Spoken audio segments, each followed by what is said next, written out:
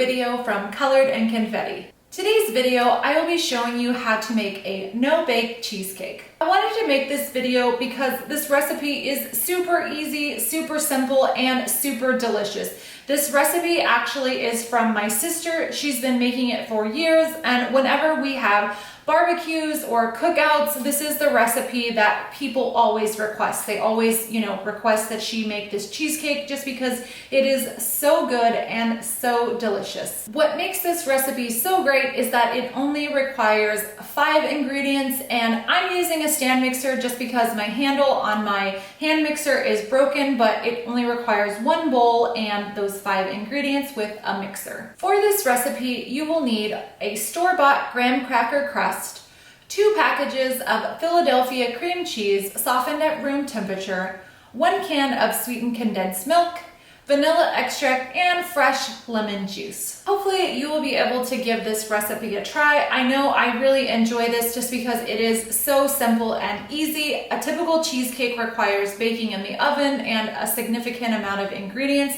This one is great because all you have to do is mix everything together and put it in the refrigerator to chill, and you can enjoy.